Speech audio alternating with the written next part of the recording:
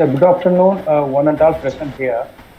I am Dr. Xavier Loyes, Assistant Professor, Department of Criminology, DGVC College.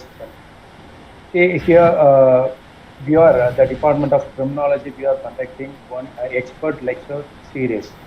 This is the first program today. I think we are all in the inaugural session. So in this, I am here for list out the whole schedule of the today's program. The first, the welcome address by Dr. Amrita Karagil, Head of the Department of Criminology, and followed by the introduction of the speaker by Raj Kabul, Assistant Professor, Department of Criminology, and followed by the expert lecture by Mr. Edwin, sir, and followed by the question answer session. The participants, you can ask the question, or you can ask any doubt and any queries about our topic, and is delivered at this. And followed by a vote of thanks by Mr. Rasper. Okay, right now I am invite Dr. Amrita Karagil, Head of the Department of Criminology, to deliver this welcome. Over to you. Thank you, Xavier, sir. A warm good afternoon to everyone present here. It is with immense pleasure that I address all of you this afternoon, because this is the first of the expert lecture series that we are going to organize this academic year. I would like to wholeheartedly extend welcome on behalf of the department, on behalf of my colleagues and the management of DGVC College. I extend my wholehearted welcome to our distinguished speaker for the day, Mr. Daniel Edwin Jayada, sir, Trustee and Coordinator of Programs for Human Rights Research and Advocacy Foundation. Understand the enormous experience and exposure you've had in the field of NGOs, as well as in human rights, in advocacy, as well as in assistance. So I truly believe that it is a great honor to have you as our first distinguished speaker, and also to conduct this program, the inaugural session of this expert lecture series in your presence. So kindly accept our humble welcome, sir. It's an immense pleasure to have you here with us. I also extend a wholehearted welcome to all my faculties who have tirelessly worked towards conducting this program and organizing various speakers, various expert speakers from various fields of criminal justice system, criminology and victimology, to provide our students an enhanced learning experience. So I welcome all my faculties. Last but not the least, of course, my dear students, it is one of the mission of the department to provide enhanced learning experience by conducting various programs. And also the intention of conducting such a program is that you get to listen to people who are actively working in the field, working with victims, working with people, working with the system, so that you will get to learn from their experience. That's the idea of this whole program. I sincerely hope you make real good use of this and listen to the experts, and also raise your questions creatively and actively participate in the discussion. So thank you so much for everyone for being here, and I welcome you all to the first expert lecture series conducted by the Department of Criminology, DGVC College. Thank you, sir. Thank you, Dr. Amrita Karagil, ma'am, for your very short welcome address. And now I would like to invite Mr. Raj Kabul to deliver the introduction of the expert speaker. Okay. Yes, Raj. Yes. Good afternoon, everybody. It is a privilege for me to introduce Edwin, sir. I also have the privilege of being trained and guided by Sir Edwin sir is the director of OpenSpace, which is a high quality knowledge institution where they provide information, systems, and process support to help maximize the impact of civil society initiatives, particularly in social justice and equity. Under sir's guidance, many civil society organizations, including NGOs, have been started, operated, developed, and streamlined. He is program director at the Human Rights Advocacy and Research Foundation at Chennai. He also serves in honorary positions in national coalitions when it comes to good governance, health for all, and social justice. Sir's professional experience is diverse. He has worked simultaneously with grassroots institutions, campaigns, donor agencies, and also lobbying at the United Nations. He was part of the main lobbying team of Dalit Caucus at the World Conference Against Racism held at Durban, and he was part of the team that compiled the Caucus statement for the United Nations plenary. He has worked extensively with Adivasis and the Dalits and has studied tremendously about their suffering when it comes to precarious labor or the modern slavery. He has accompanied the European Union Christian Aid Joint Action Program in South Asia. Here we would like to say the areas, nation states such as Bangladesh, India, and Nepal, to combat caste-based discrimination. And he also wrote the inaugural statement for the Asian Dalit Rights Forum.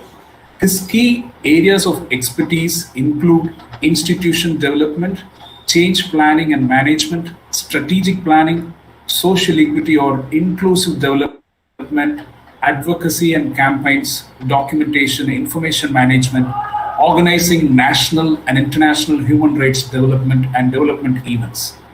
Sir has worked with international organizations such as World Hunger Health, an institution which, in collaboration with Concern Worldwide, releasing Global Hunger Index, then with Plan International, Oxfam International, an organization working for eliminating inequality, then Help a Child of India, Child Rights and Youth, and various other reputed international institutions. Since 2016, Edwin sir is working as Program Director at Human Rights Advocacy and Research Foundation. Under his leadership, HRF has grown in operations and also is a systems-driven, non-government educational, economic and cultural well-being of people of India. And primarily they work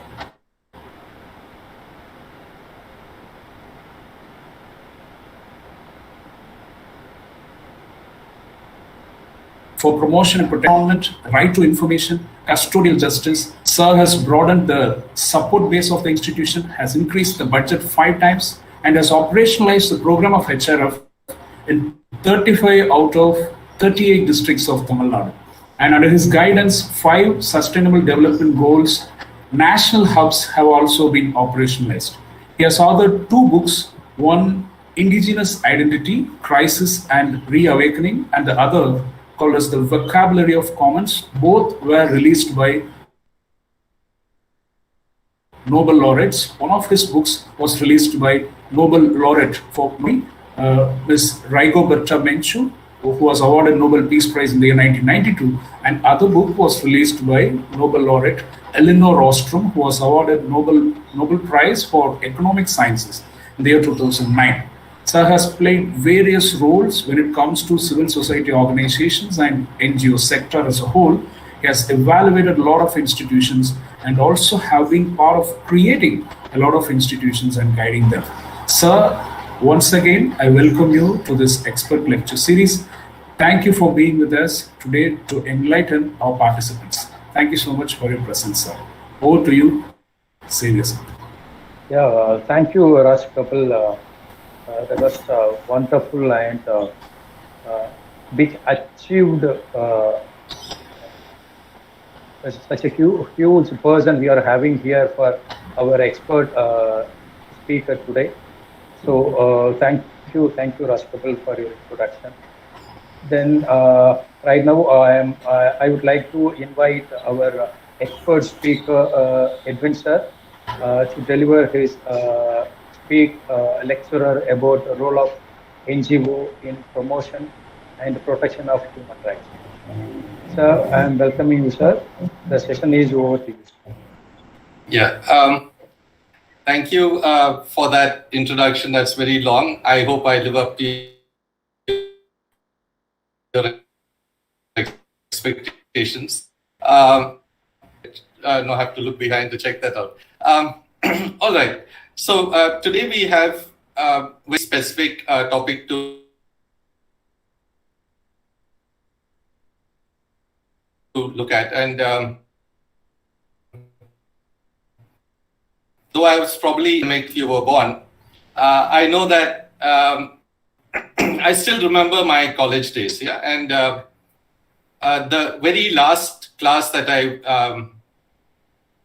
went in, the final year, the last class, the HOD actually turned around and asked me, who are you? Why are you sitting in this class? So forget being a backbencher. I was not even in the class most of the time. So I guess most of you will, I'll divide my talk into two sections. One is for those who want to quickly know what I'm going to talk about and then leave. So you can leave in 5 minutes. But then the rest of it is for those who would like to have a conversation, and then we will see how to take that. Okay. Kapil, I think I'm having a little bit of a problem with the presentation. Could you please do that? Surely, sir. I will share the screen. I've shifted onto a laptop, so. Okay, sir. Okay, so the topic itself is very straightforward. What's the role of NGOs in the promotion and protection of human rights? So this is a very, very loaded question in some sense, because across the country, across the world, nowadays, people normally think of human rights defenders as extremists. In India, it's Naxals, urban Naxals, Maoists, all that kind of thing. In Tamil Nadu, actually, the name of my organization is illegal. No civilian organization can have the name human rights attached to it. Okay, so the state, the society, and citizens have a very different kind of a relationship with human rights as such. So what exactly should human rights organizations do for protection and promotion? We take our inspiration basically from Article 12 to 35 of the Constitution of India, which elaborates a little more on what the preamble says. And of course, Article 51, which is the duties that any citizen of India has got. Protect the environment, protect and promote scientific temperament, help the weak, that kind of stuff. But just to give you an example of how fraught this relationship is, last year when the pandemic came and nobody knew what it was about, even the scientists were trying to figure out what's actually happening. So that time, as citizens, we jumped into the fray. We tried to help citizens getting relief from wherever possible. And the government actually came out with the rule that said that you cannot help citizens. Yeah, so NGOs were not allowed to help citizens who were starving due to the 100-day lockdown during the pandemic. So this is the kind of situation in which we are functioning. So what exactly is our role? Our role is primarily to empower citizens who cannot defend their own rights. Our role is to monitor the monitors. The government is supposed to protect our human rights. I say supposed to, we'll come to that a little later, but supposed to protect our human rights. And the third is we also have to defend other defenders, because human rights defenders are under attack all across the world. The governments just hate us. That's okay. The government will hate human rights defenders. But worse, even the communities that we try to protect their human rights, they hate us too. Okay? So we are in a love-hate, bittersweet relationship with virtually everyone, because everybody thinks that we are angels. No. What we are trying to do is we are trying to get the angels who are inherent in everybody to come out. But we are actually very horrible people. Yeah, we have our own opinions. We get on a moral high horse all the time. We do all those kind of things. Okay, so these are fundamentally what a NGO is supposed to do in the promotion and protection of human rights. I will only unpack one more term in this, empowerment, because and then those who want to leave immediately, they can. So empowerment is not to help somebody just to a particular level. Empowerment is to help somebody realize their potential, not only so that they can help themselves, but they can also help others. They can also empower others.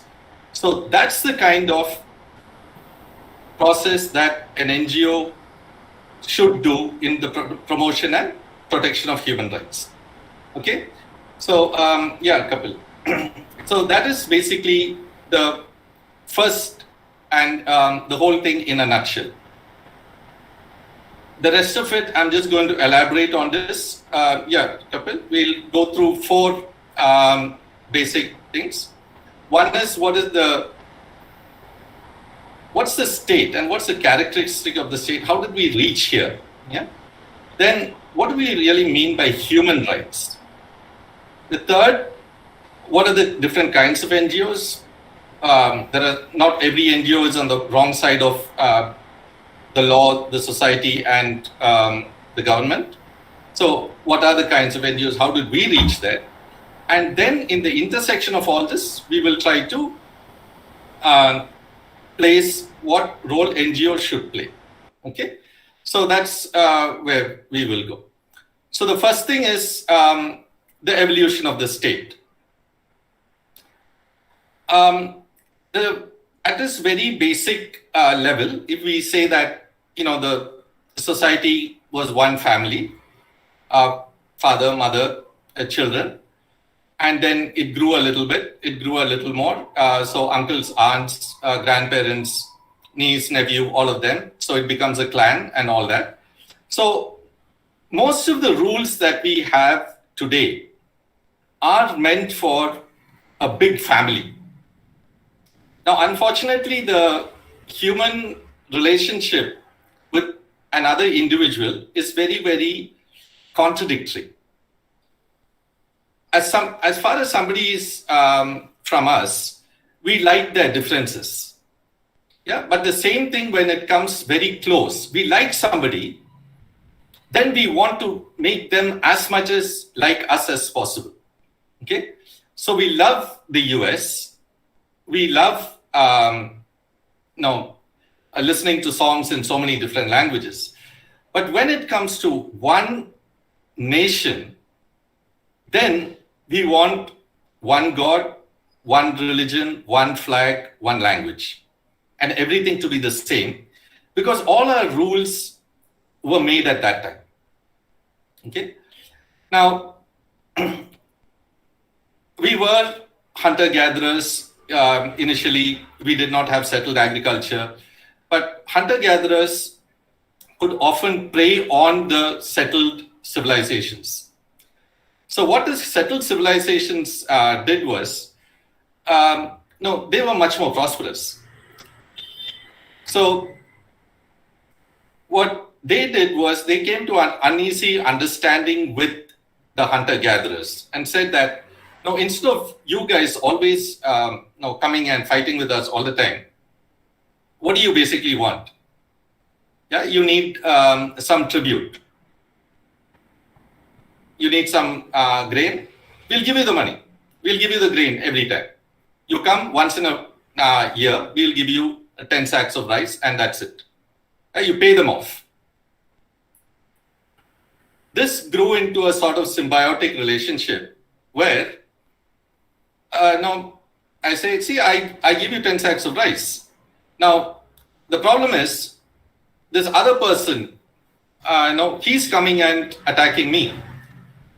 So then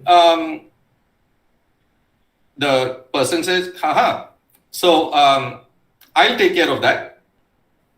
So because what I'm saying is that if I give you 10 sacks of rice and the other person comes in and takes away 5, I can give you only 5. So it was a mutual symbiotic relationship where I agree to pay you for protection. So it could either be internal or it could be external. Okay? But this kind of symbiotic relationship existed.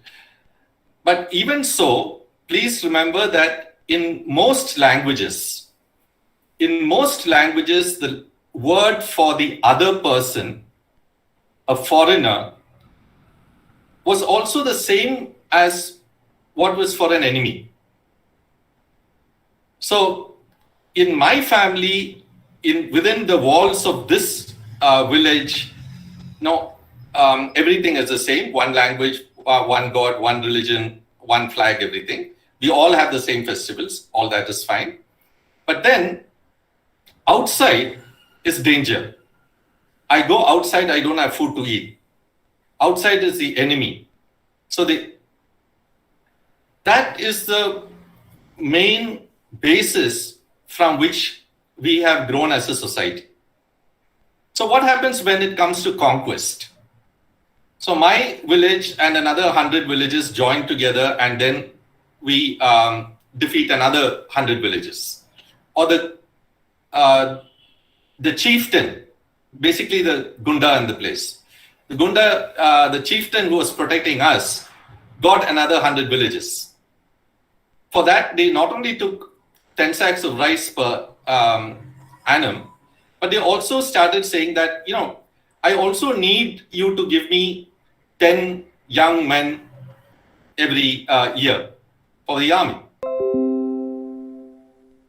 Then it came that, I can't, I will go and butcher other villages and kidnap all their women, but I also want the prettiest woman in your village. So the whole thing about the payment and the symbiotic nature slowly shifted to the chieftain or the thug demanding the best. Okay? And so the chieftain would probably be a chief of 100 villages. Most of them would be roughly the same. The languages used to be the same. But what happened when we go a little more? Okay? So you can always conquer. Once you conquer those people, they are nothing. Yeah? They are enemies. They are not human beings. So they could be slaves. And once I become strong enough, I also have in my own village or my own city-state what the Greeks classified as 3 kinds of people. One was the ruling class, the patricians, who were part of the Senate and they were the rulers. The next were the plebes, the commoners. We had to serve the patricians, but we were relatively free otherwise, because we were also, 10 generations back, my grandfather was your grandfather's cousin or something like that. And then came those who were slaves, who were conquered. They were brought from other places and they had no rights at all. So when empires came in, they also did the same thing. And if you look at 1600, 1700, that time, what the kings did was they finished fighting among themselves and they had gone as much as they could within their language boundaries. The 1600s, 1699, all of that, you have most of the British East India Company, the Dutch East India Company, all these Massachusetts Bay Company, all of them starting up. So what the king said was, see, I'm the father of all of you people, but what I will do is, you can go and plunder any place which is not a part of my kingdom. So the king started giving the license to people to plunder outside that kinship bond. Okay, so that's how empires came in, and then protectorates came in. And at all of this, the citizens had actually no rights at all. If the land changed from one king to another, the citizens were expected to change their religion, change their language, and virtually everything. So, as a human being, we actually had no rights. It was the ruling class that had the rights. And one story that is very, very common, I think most of you know it, Alexander, when he went to Egypt, he caught one of the pirates because the pirate was attacking all his ships. And he said, "How dare you attack my ship?" And he said, "How dare you attack my ships?" And he said, "You're a pirate." I said, "Yes, because I have only one ship. But you're an emperor because you have 100 ships." So even today, we think it is legal and legitimate, not only the ruling class, we as the plebeians, we as the slaves, we still think it is legitimate for the state to use force against us. It is legitimate for the state to tax us as much as it wants. Okay? So this has continued right through centuries. Now, when capitalism came in, now I told you that we had the merchants going to Massachusetts and all those places. Now there's a very stark distinction between the merchants who went to the terras nullis, the so-called areas that were empty, which were the New World, and those who came to the Old World, India and all of China, Japan, all of them. Those who came to the East, they came in conquest. They had a separate set of rules for themselves. They had rules for the colonies. But when these people went to the North America and they found that it was all blank, they set up their own colonies where they said, all men are equal because we do not have the king coming in. There's no king there. So we all came in, we are all equal. And so whoever put in that much money into the company, they had greater voting share. So the companies owned the cities and towns because they made the cities and towns. Citizens slowly said, okay, we'll pay tax, but it is not a tribute, but it is in exchange for services. It's in exchange for protection. It is not, so I have a right on what my tax money is being put to. So that is a very major change in terms of rights. Because I am paying you, the state, the government, to do things. I can decide what I want. Okay?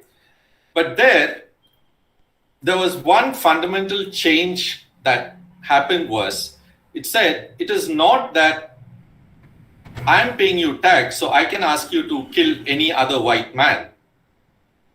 There are certain rules that need to be followed.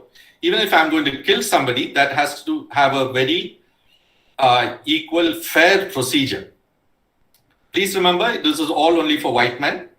I'm looking at the history from the perspective of the white man because that's where the modern human rights law has been codified from. Okay?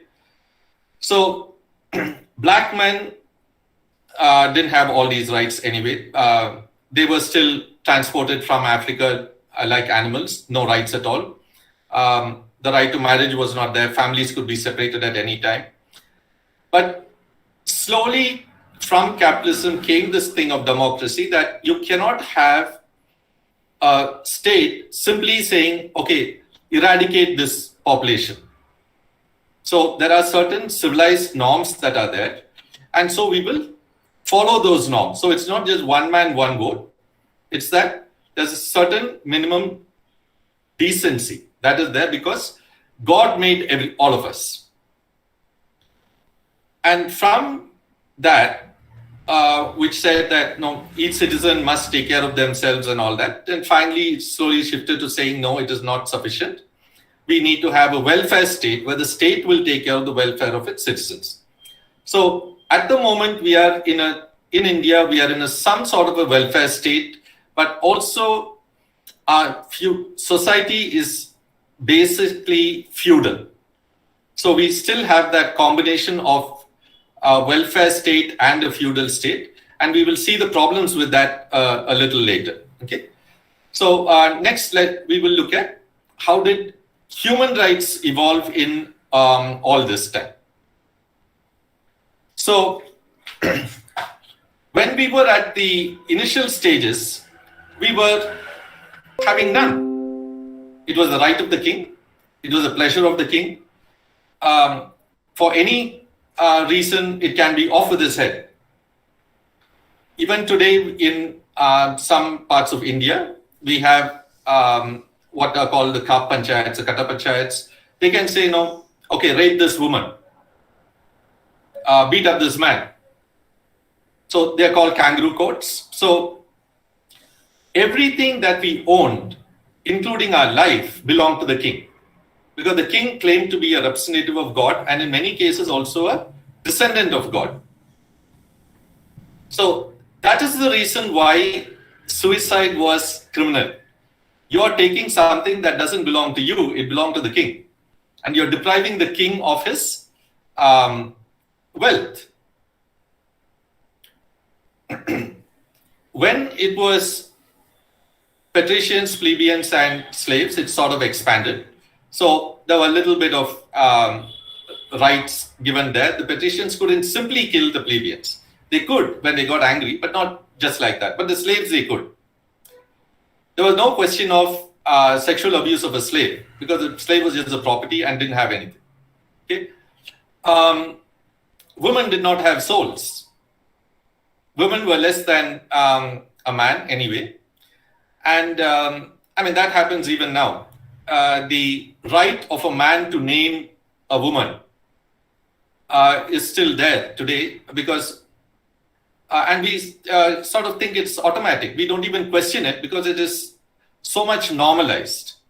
The moment a woman gets married, automatically she is renamed with the name of the husband. You have to, and it's a very patriarchal society also. You have to go to the husband's place also. Yeah. This is despite the fact that in most countries, especially the feudal ones, the wife has to buy the husband. So it's almost like you're buying your owner. Okay. So feudalism, when we had this slight shift to capitalism and all that, it was no longer that everything belonged to the king, but that every man's home is his castle. So the man could decide whether his wife or children lived or died. It was just a transfer of that power of life and death. Okay. If it was not my kingdom, that was called the great unknown. Now, I'm sure that the terra nullius, the empty world, the native Indians had names for every creek, every river, every hill. Just because it was not known to the Europeans, it became terra nullius, land which was empty. Yeah. So even today in our country, I know it's there in Tamil Nadu quite a bit, so in rest of the country, the people, the other, are not allowed to even have names for their village. So we will have the colony, the Dalit colony. Yeah, or it would be a caste name colony, and the main village will have the dominant caste. So slowly we said, no, that is not good enough. We do have the right to have our own name. the feudal lord also claimed, just like when I told you when we were capturing slaves and the chieftain, the thug around the place, he said that I not only want your 10 sacks of rice, but I want your young men and I want your young women. The remnants of that, even in India, it's still there in some places, but where the dominant caste male has the right to what they call the right of the first night. So after the marriage, those who are in the slave communities, the enslaved communities, the woman has to go to the feudal lord's house. Well, it's an assertion of right. Whether he actually had sexual relationships, that's a different story. But it was a right. And that's why in English also, if you look at Old English, the lords were called sire, because only they had the right to sire, to father the children of their own feudal areas. Okay. So as this expanded, we also said that no, my God is actually the God of everyone. So the king, whatever the king's belief was, it became the belief of everyone in the kingdom. It was forced conversions into that. It doesn't matter which religion, all religions had the forced conversions. But then it was one God for the entire empire. And then we said that it is, no, we have the believers and the non-believers. It was not that, no, your God is greater than mine. That was there in the time of conquest. Now, we need to understand that most religions are meant for a village or at most a small locality. And they're just belief systems there. But then we want to make them into universal religions, which is simply not possible. Okay? But one God, one country, one king, one language, that is a myth that has persisted right across. And therefore, we also say that God told me that women are less than men, because man created God in his own image. Okay? And always the God of the powerful sections of society is considered to be the God of the country itself. So in the 1800s, we had the empires, which said that it is God, the believers and the non-believers. But then the empire had to agree that, no, it is God for all. And as democracy came in, we said that, no, it is the rule of law for all. This is a very major change. This is what secularism means. So the empire, the British Empire, was basically the religion of the king was Anglican. So Anglican means it was a tribal name for the Christian faith. Okay? The Christian faith, but the Anglican version of that was what the British propagated. But because they had so many colonies, the sun never set on the British Empire, they really didn't have the means or the, because they didn't have the means, they didn't have the interest to make everybody into a Christian. They wanted everybody to talk English because they needed people to support their administration. But then they said, okay, we will have a rule for the entire empire, where again the same thing of plebeians, patricians and slaves came in. So instead of the slaves, we had the colonized people. So there are three different laws. But by the time many people came to know the laws and they said, no, but you're talking about equality, then why are you having three different kinds of laws? So then came this whole thing, yes, fine, we will have one law. And the contradictions of that brought together the crisis of empire.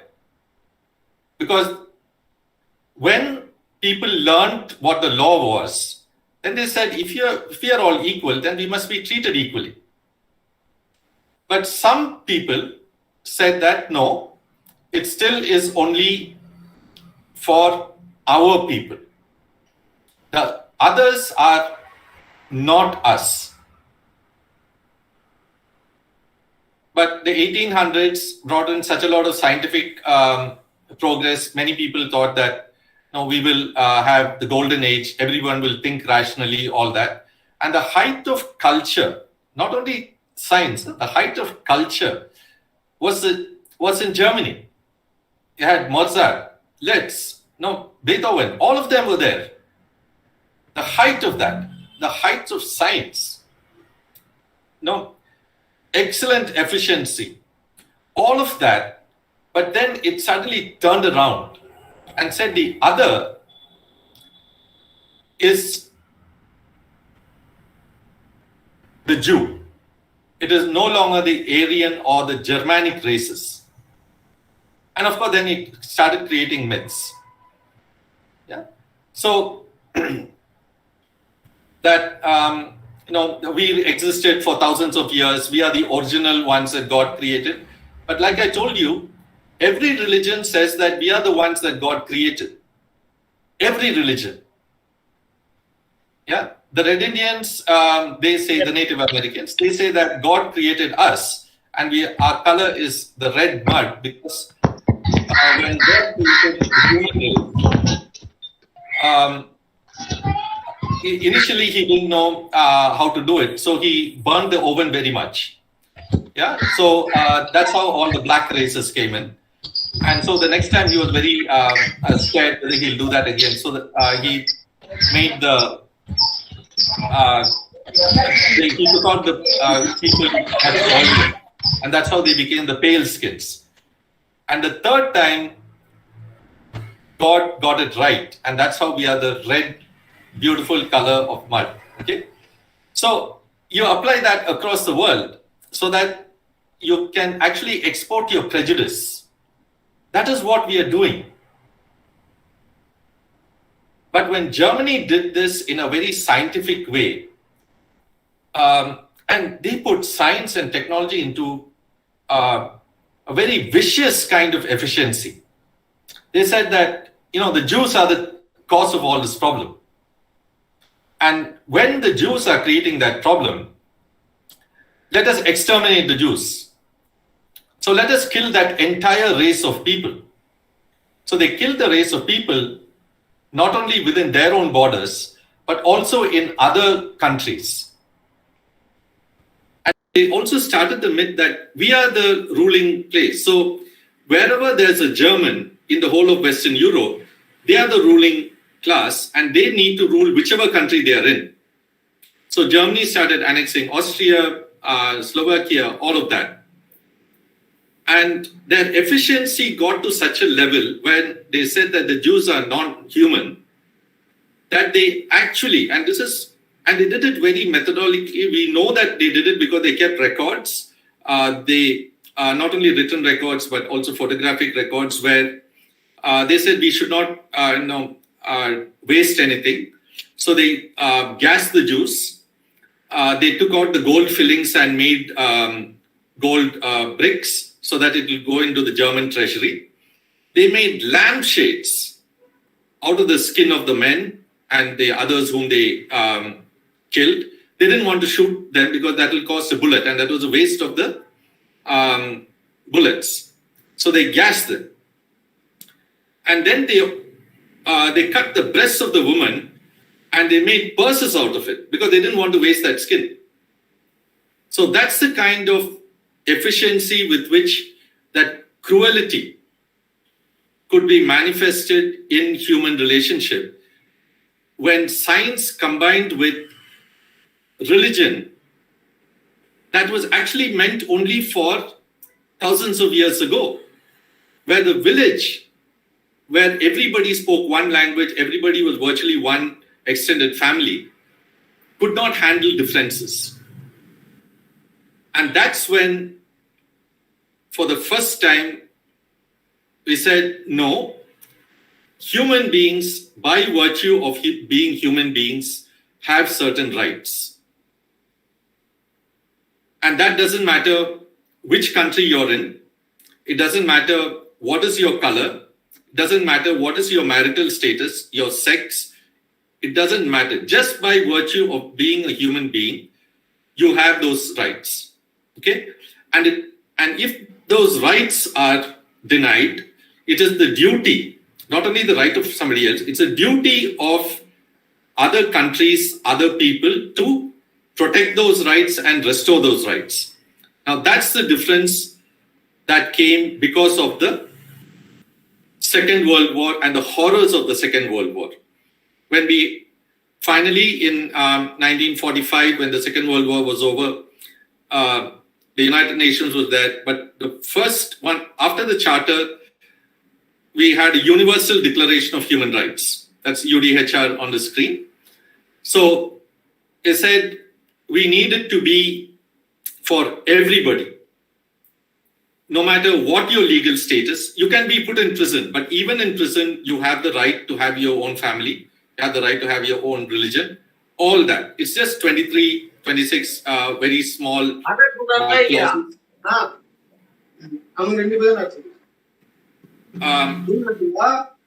I'm really sorry, sir. Uteshwar, Vishnu, kindly mute that candidate, please.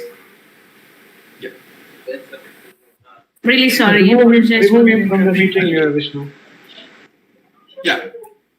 So we said, so you have that wherever you are, whatever your legal status, whatever, it cannot be based on religion or nationality, ethnic, nothing. So we have 6 core conventions because of the horrors of the Second World War. We first had, of course, the Universal Declaration of Human Rights, and then we had the International Covenant on Civil and Political Rights, the International Covenant on Socio-Economic and Cultural Rights, and one on racial discrimination, and a Convention Against Torture. So these were, actually, I think the Convention Against Torture was one of the first to be ratified, because people were so, it was unbelievable, the kind of torture that a human being could do to another human being. Yeah, it was beyond our imagination that we could actually put people into ice cold water and then get them back naked onto a bed to see whether sex could revive them. And that is one of the things that I can mention here. There are many more that cannot be mentioned. Please look on the internet, you will see them. They are horrid. But please be very, very strong when you do that, because it will cause mental trauma. We normally don't think human beings can do that. So slowly we got together and we said, no, we need much more than that. Women need special rights of their own, because what happens in India, if a Hindu Indian woman marries a Muslim Pakistani man, which does she have the right to have a husband in India and the children being Indian Hindus or Indian Muslims? So these are specific rights that women needed, because we were only 100 years from saying that women had no souls. Yeah, and it's even in India, a woman doesn't have a caste of her own. She adopts the caste of her husband. Those things happen. We are also a very patrilocal society. Women still go to their husband's house. All that still happens. Eh?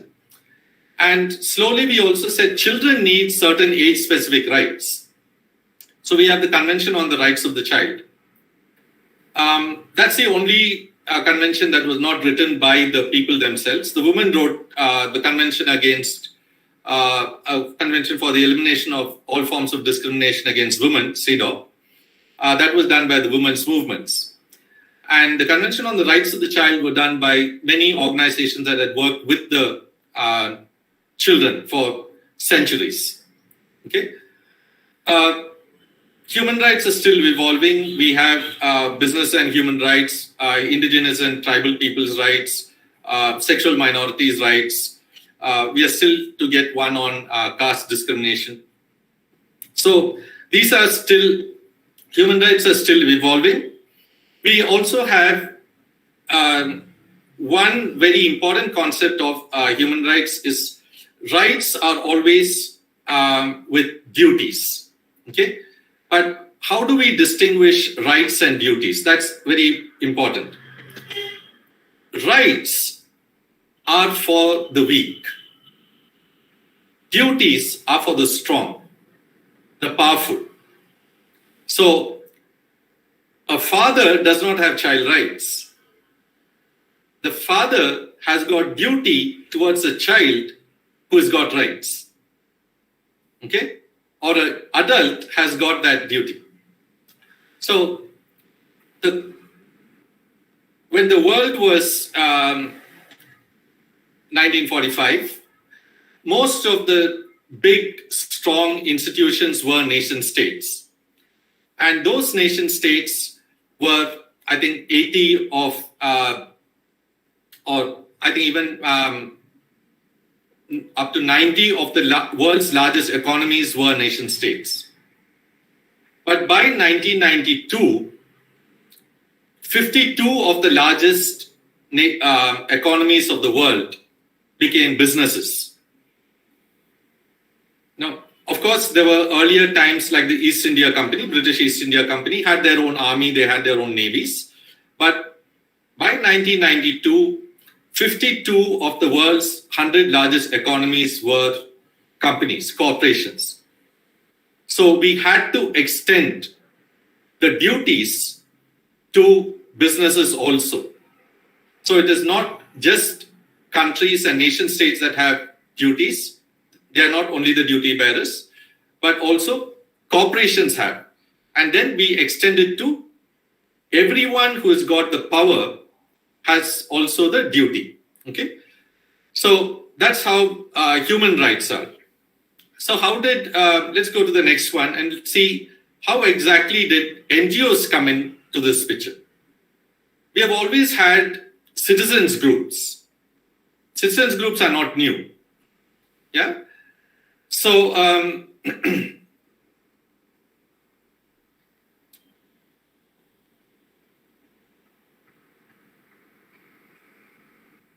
we always had citizens groups helping ourselves. We didn't have citizens groups to help everyone in the world. But NGOs are a group where the members, the beneficiaries are not the members. The beneficiaries are non-members. They were initially formed for charity. Oh, poor people, let them have it. Then it came for welfare and it came for service. Médecins Sans Frontières, MSF, the largest doctors' body in the world. Then we have Reporters Sans Frontières, all of them. And we also had individuals doing child sponsorship. We had citizens responding much better than governments to emergencies. And then they later got institutionalized. They became Oxfam and charities like that. Then came the whole thing about citizen solidarity across borders. This is a very new phenomenon post-1960, where they said we need to empower. Remember, I said empowerment is to make the other society equally capable of helping themselves and others weaker than them. So initially it was thinking and action groups, then awareness creation, mobilize the society, demand that creation. So mobilize the society, organize them, and then let them demand from the government. So this is the process of how the NGOs evolved to match the evolution of the state and the corporates. Okay. So now we get to the crux of the matter. Kapil? So where do the NGOs fit in all this? Number one, do no harm. So don't get into, don't go in and without knowing the community. Don't go in and try to help somebody without knowing. So first, even if you're not doing anything, don't do harm. Don't make things worse. We need to uphold and implement the Constitution, especially Article 51A, which is the duties of a citizen. Protect the weak, take care of the environment, respect the law. We need to deepen democracy, which is very different from rule of the majority. See, rule of the majority can be that the majority decides, this man's son has run away with that person's daughter, so that person's family can rape anybody from this family. No, that is the rule of the majority. No, we say, no, you cannot violate the basic human rights of anyone. Okay. The next very important thing is that we need to heal society. And for that, we need to militarize, we need to combat militarism. In our society, we say that we don't use words responsibly. We have people saying that they are COVID warriors. You can't really fight a virus. They say they are exam warriors, as if children are soldiers and schools are combat zones and playgrounds are for war. Now, we need to heal. Playgrounds are actually not for war. Playgrounds, yes, we have teams, but we learn cooperation, that we succeed only as a community. The boxers, they touch gloves. They respect each other before combat.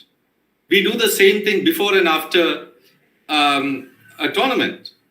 We respect our adversary. They are not our enemies. Yeah. So we need to combat militarism, not only in language, but also in administration of justice. Very often, human rights people, we get onto the wrong side of the law, wrong side of public opinion. Because public opinion, especially when it comes to rape, you say, no, kill all the rapists. You say, no, you cannot. But at the same time, and it's the same people who say this, human rights people say, we need justice for the victim. So it has to be sure, it has to be certain, it has to be proportionate. And at the same time, we need compassion for the perpetrator. So it's the same person, it's not two different kinds of people saying it. Okay?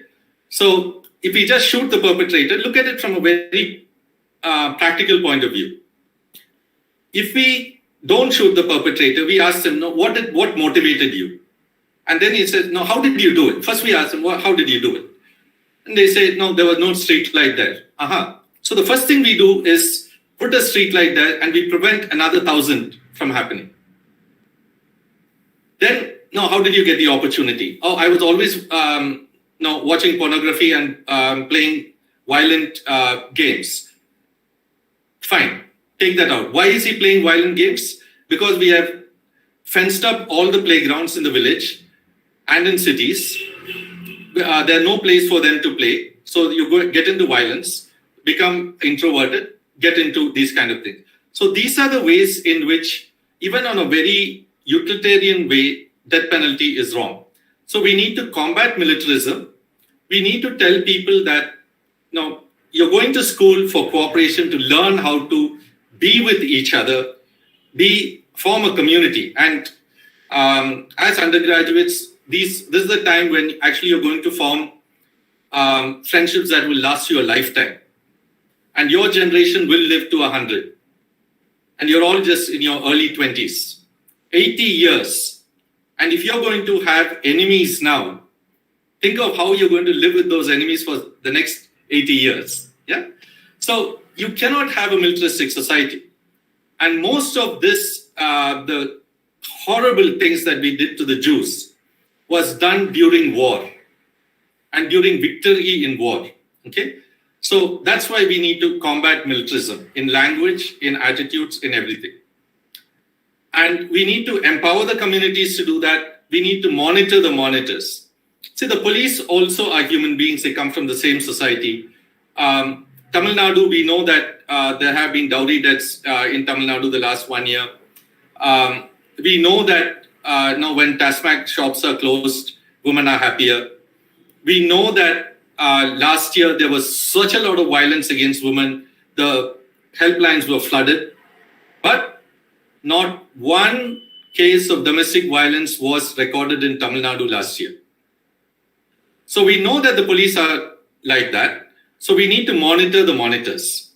And because there's such a lot of anger against the human rights defenders, we need to also defend the human rights defenders. So that's the first set of things that an NGO should do for the promotion of and protection of human rights. The second one, Kapil, can we go to the next one, please? Yeah. We need to promote within the community the awareness, capacity, and solidarity so that they can take care of themselves and be empowered to protect others when in need. We need to protect the rights of the rights holders, individuals, communities, and commons. Okay, so this is across borders. This is across religion. So, and this is very, very tough. And we have to do it without a monopoly on violence. Like I told you, the state was created by a whole level of thugs. And each thug said, I will not let any other thug operate in my area. Okay? So that is very important. Kapil, can we go back one just for a second? Yeah. And no.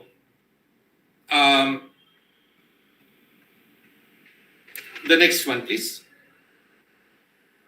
Yeah. So we don't have a monopoly on violence. So we have to look at the judicial remedies, and we have only the moral authority to do that. And our watchdog role on monitoring the monitors, I told you, it means the state, it means businesses, it means society, it means cultural institutions which promote cultural. I'll also include cinemas and all of them, and religious institutions, because social, cultural, and religious institutions promote the worst forms of violence, practical violence, and discrimination against women, sexual minorities, and we need to hold them to account. They need to change.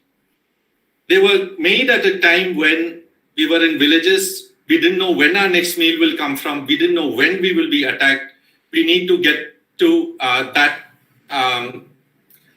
We need to move beyond that. Okay, so we need to look at that and hold them accountable.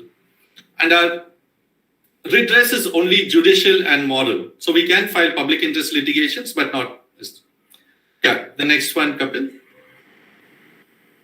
And we also need to define and discover new ones.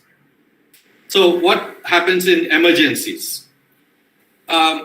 We need to discover new ones in socially excluded communities and vulnerable groups. So people with disabilities need specific rules. Now it's not only people with disabilities. Everybody, after 1 year of COVID, mental health as a right. So we need to discover that, and then we need to promote that. Migrants and migrant children, we need to discover that, expand that, and then enable the state to defend that. Okay? So these are all geography agnostic rights.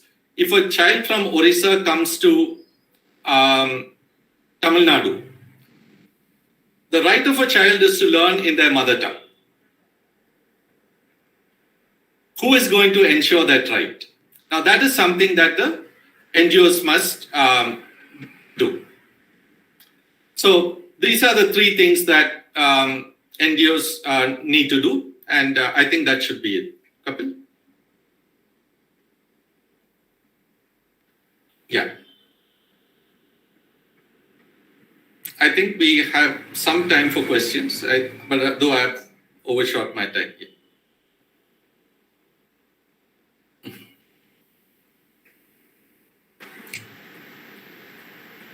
Thank you, sir, for that really interesting presentation and take on the development of state human rights and the role of NGOs in protecting and promoting human rights.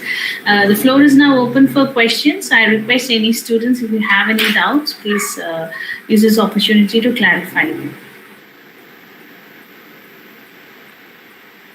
So, while we wait for their questions, I was pondering on this as I was listening to you.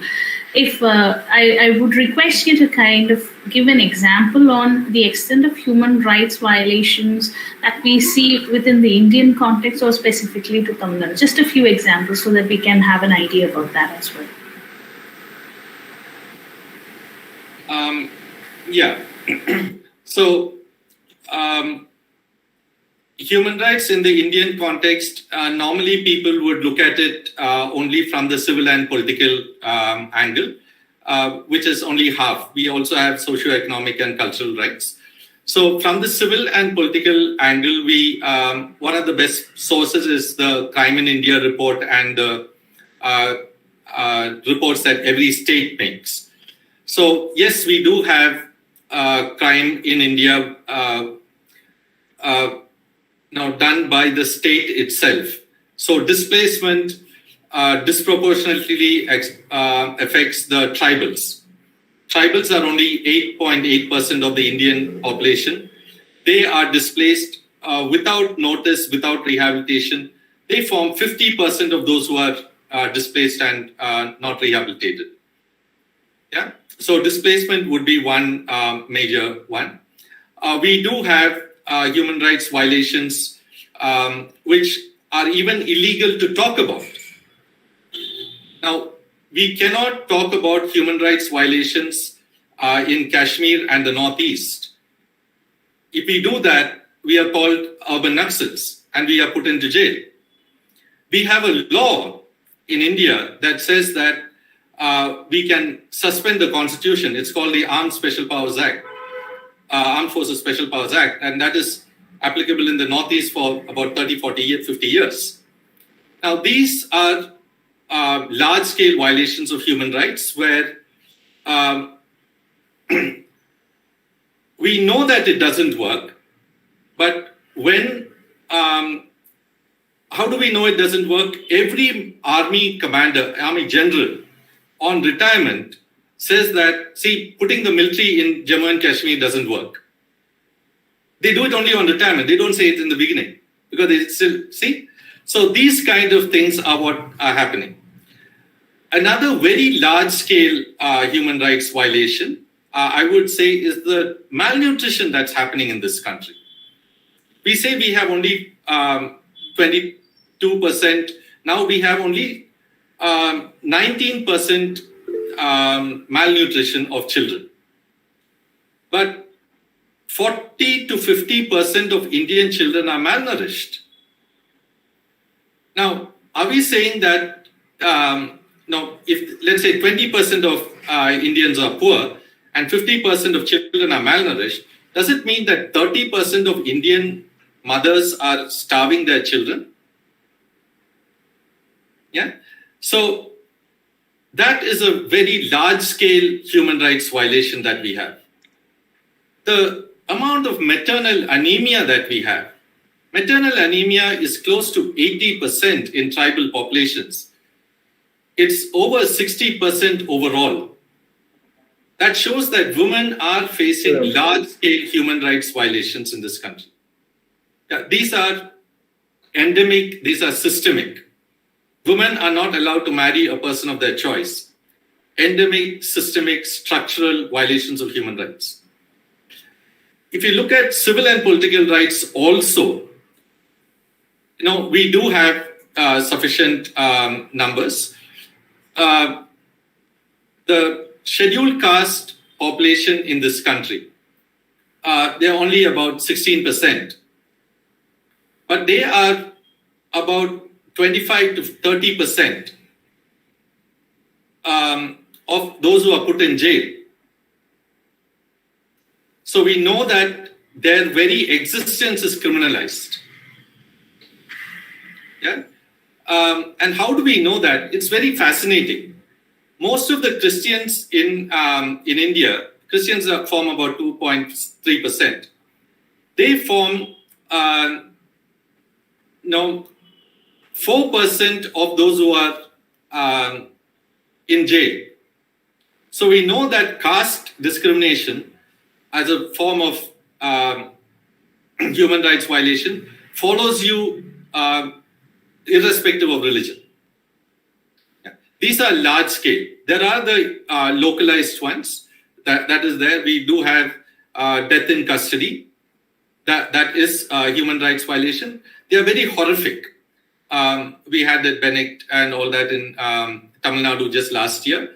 These are horrific. They are, but they catch the headlines because they are horrific and they are individual instances. But we are not so horrified about 60% maternal anemia. No, it's because they are not so dramatic. Yeah. Very true, sir. Thank you. Thank you for giving us that insight into the various forms of human rights violation within the Indian context. I once again open the floor for questions. Dear students, please feel free to ask any doubts or clarifications.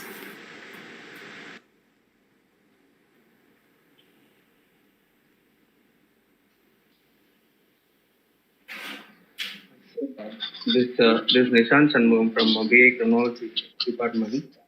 I want to ask a question about the communism country has also population in China actually. So they were growing eventually right now, and we are a democratic country also. But in a growth we are struggling now. So what are the major ways to grow up and human rights violations? Also the major problems. Can you please explain about the communism with our country?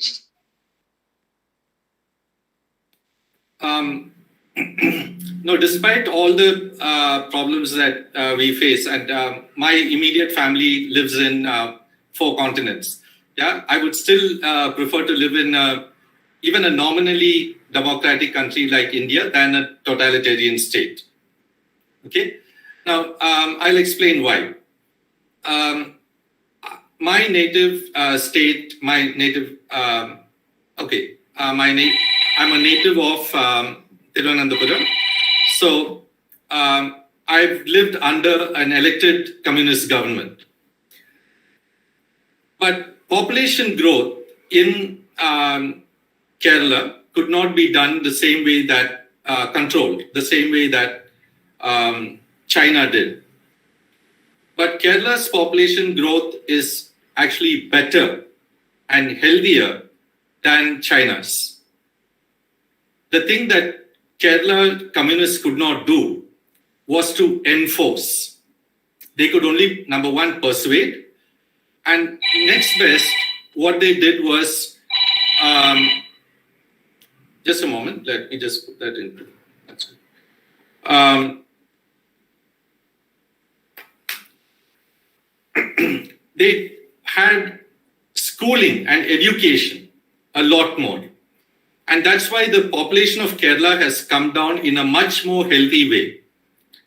Because Kerala, biologically, at the time of conception, there are more female fetuses than male.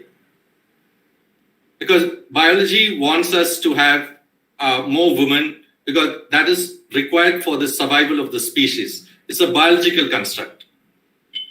But society, we want to grab, because the king teaches us to grab. So men grab much better than women.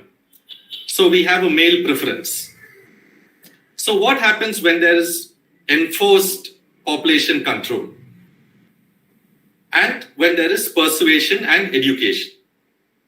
I wouldn't say Kerala is educated. Kerala is literate. Yeah, education is different from being literate. So Kerala, even today, has got more women than men. Our age of marriage is now almost 28 for women and 30 for men.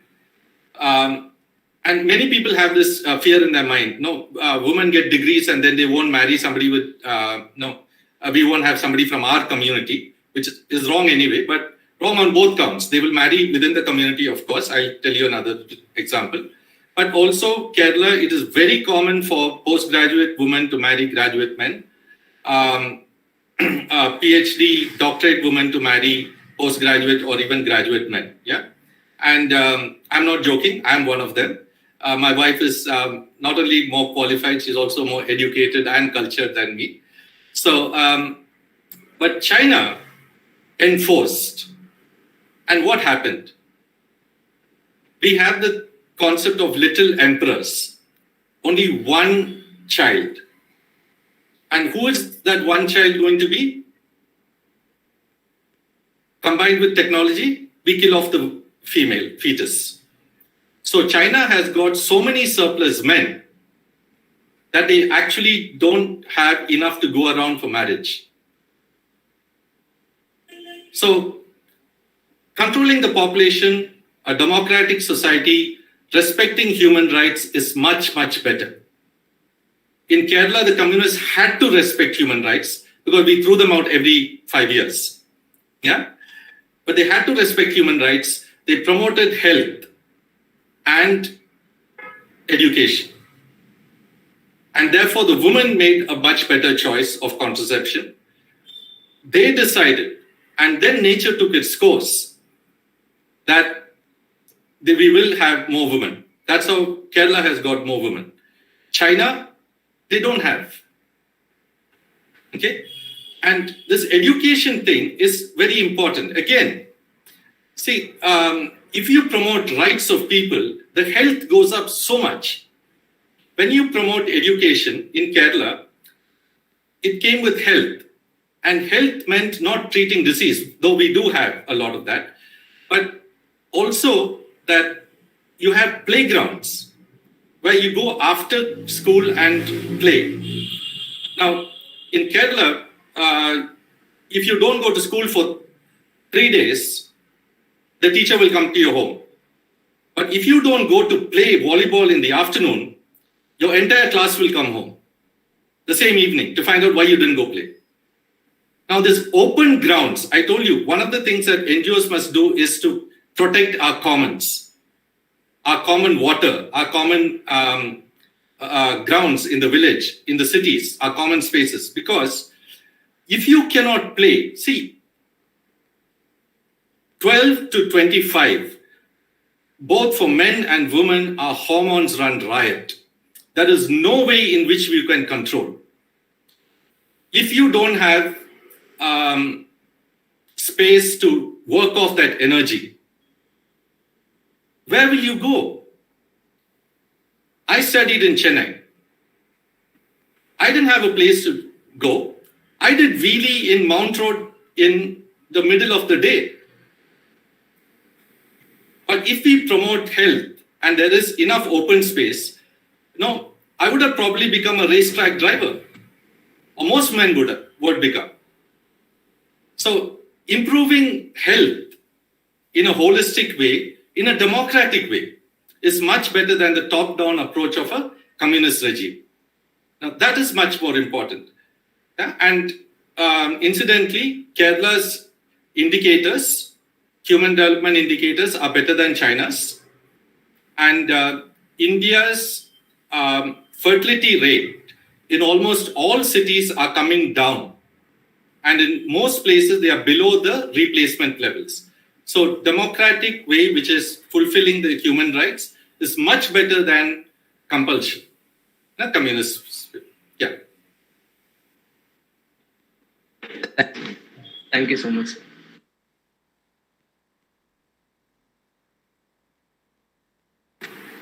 Thank you, Nishant.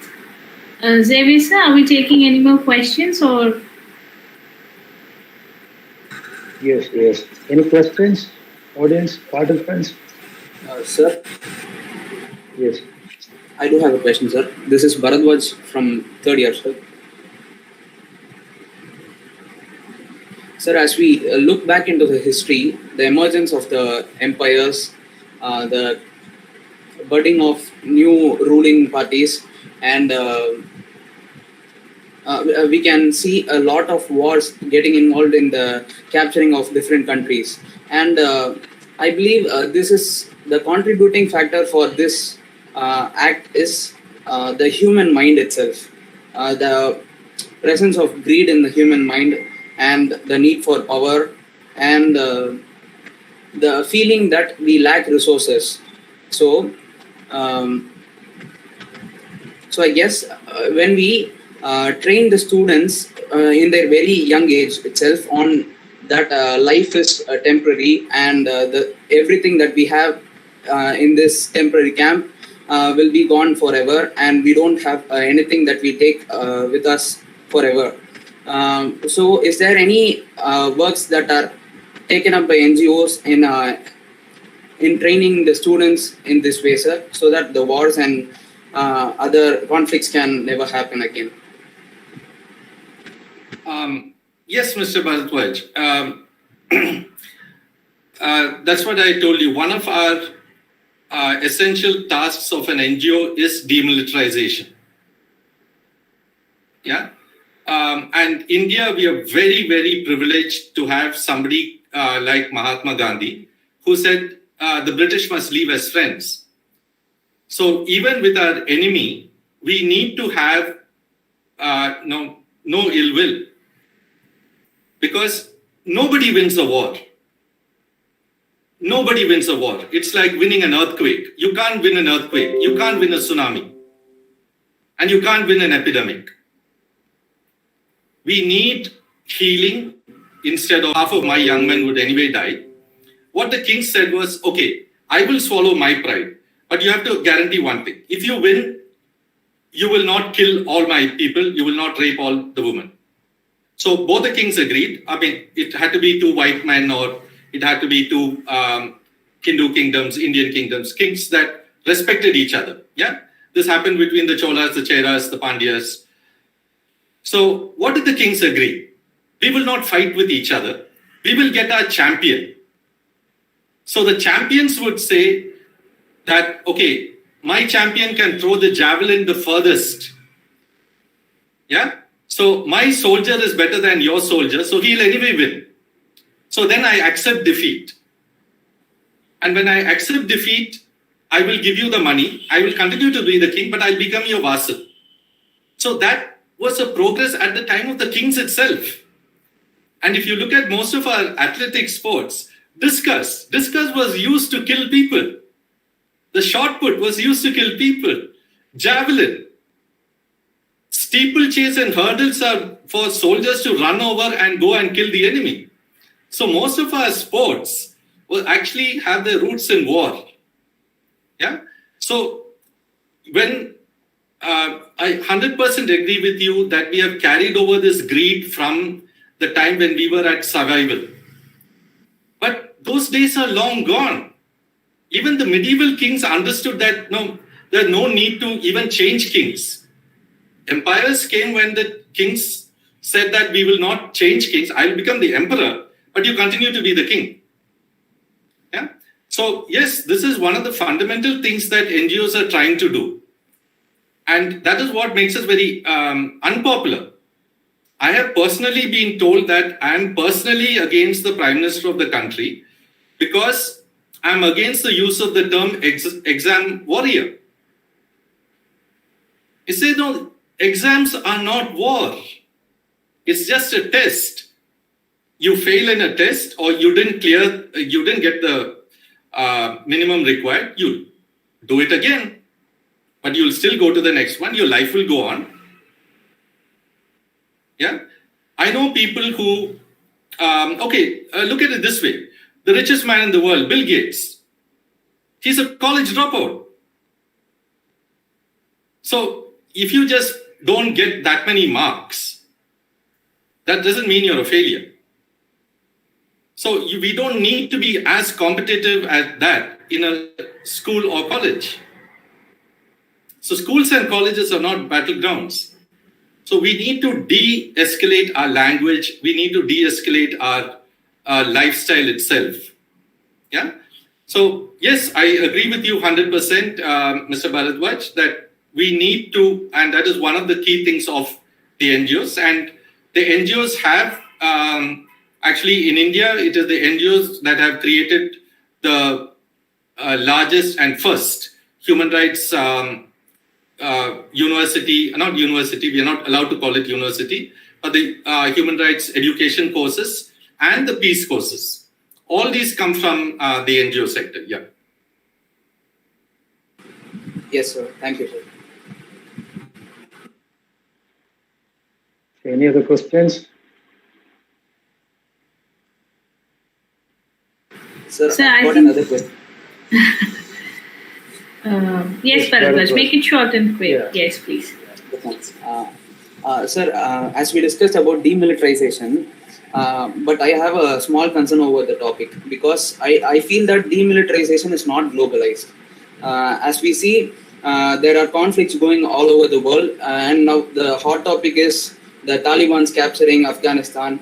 And as we see this, if we talk about demilitarization in a globalized circle, why are Taliban's drawn over to capture another country if they have got all their resources in their own country itself? They are practicing many of the human right violations and acts of cruelty, etc. So, if NGOs are working globalized in an effective way to mitigate militarism, why is this happening? That is my question, sir. Is that a problem with the NGOs in being effective in implementing their ideologies? We have exactly 2 minutes. So we have a saying, no, anybody can do anything bad, but to make them do something really horrible, you need to give them a belief system that justifies that. It can be a secular belief system, it can be a religious belief system, it doesn't matter. Yeah. All of you will probably be very, very horrified if I ask you to murder someone. But if I tell you that you're doing it for a piece of cloth and I'll give you a metal piece, you will still be wondering why. But if I tell you now that piece of cloth is your national flag and that piece of metal is a medal, a Paramveer Chakra, you'll probably do it. Yeah. So ideologies are the ones that create this. And most of these ideologies came from the time when we were in the village. And all these ideologies are meant, both religious and secular, are meant for small populations and small application. Now, people with a small mind, I'll only quote Martin Luther King, we have guided missiles and misguided men. Okay, so this is a problem. NGOs, we say that peace is not a destination. Peace is the way. Like Gandhi said, that we need to have non-violent resistance. With friendship in our heart, the British must live as friends. Think of the power of that statement. Now, that is what we are trying to do as NGOs without state power. We do not have the monopoly on violence. So that is how I'd answer the first part of your question. The second part of it, NGOs are a global movement, yes, but civil society is a global movement. And we are trying to change this without the state power.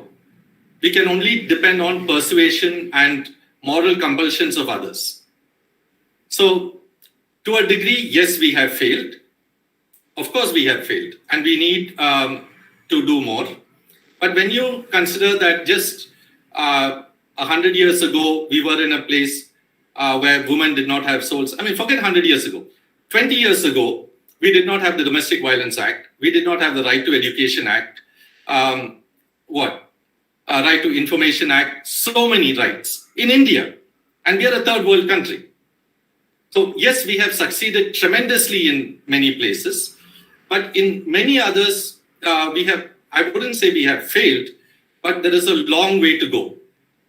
And that is where people like you come in much more. Because it is the energy of the youth that will change. we have lived our life. My generation has certainly lived our life. We have done what we could. And now the state, which has the monopoly on violence, and the people who do not want change, they know what Edwin will do.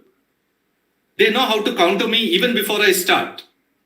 But you and your generation will have innovative means of change. You are the digital natives. It is your generation that brought down dictatorships by using the power of the internet. Yeah? So that's the kind of change that is possible for you. Our generation made the use of nuclear weapons impossible. You are now going to make it, your generation will outlaw it. And hopefully your children's generation, and I'm sure all of you will have children in the next 5 years, will do even more. So the world is becoming a better place, and tremendously fast. Because now,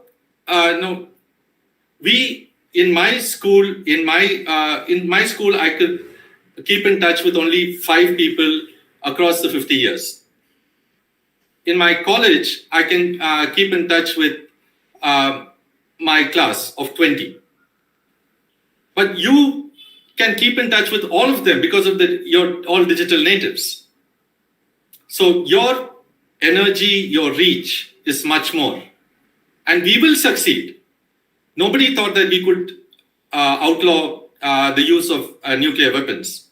Nobody thought that in India, a third world country, women would have the equal right to property. At least it's there in the textbook, in the law books. So we have progressed. You will need to implement a lot more and then push the boundaries a lot more. So I am very hopeful because I've seen how much we have progressed. But I'm also hopeful of your generation because I see how much my generation has not done and has left for your generation.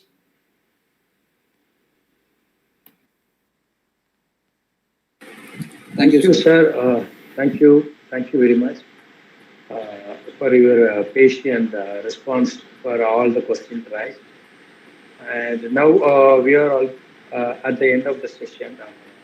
So before that, there is one announcement like, see, all the participants should update or complete your feedback forms that already sent it to the chat box itself. Then only you will get your certificates. Yes, right now I would like to invite Raj Kapil to deliver his vote of thanks. Yes, sir. Good evening to everybody once again.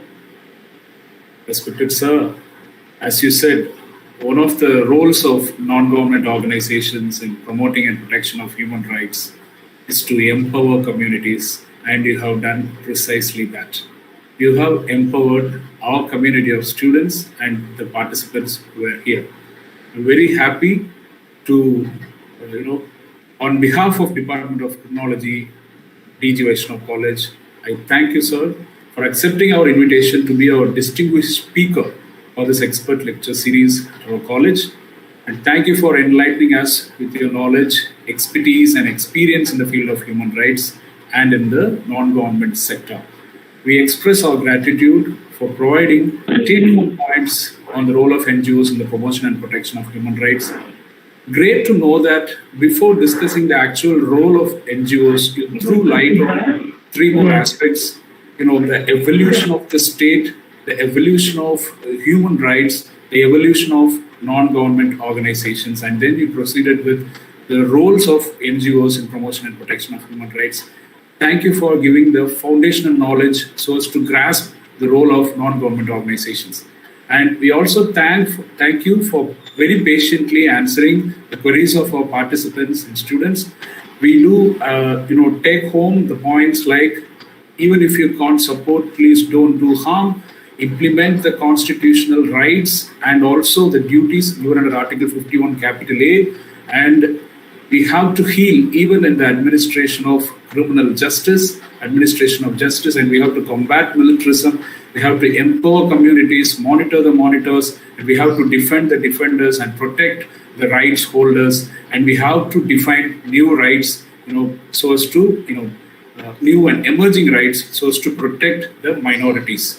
And whatever you have taught us in this session will be in our permanent memory, and we will take and adhere to the values of those lessons in the future, and we will, make human rights the way to the future. And my special thanks to our college secretary, Sri Ashok Kumar sir, and to our principal sir, Captain Dr. Santosh Babu sir, for always being extremely supportive to our Department of Criminology, DGVC College.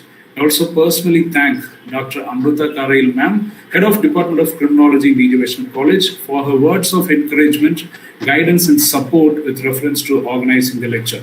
I particularly thank our faculties, Dr. Michael, Dr. Deepak, Dr. Xavier, Mr. Vishnu Prasad, and our support staff, Mr. Bharati Raja, for their role in organizing this event and making it a grand success. I sincerely also thank all the participants here and also our viewers on YouTube as well. I thank Edwin sir once again for your presence here, for empowering us. Let peace prevail. Thank you so much. Thank you. Over to you, Serious. Thank you, Raj Kabul. Please all wind up the session.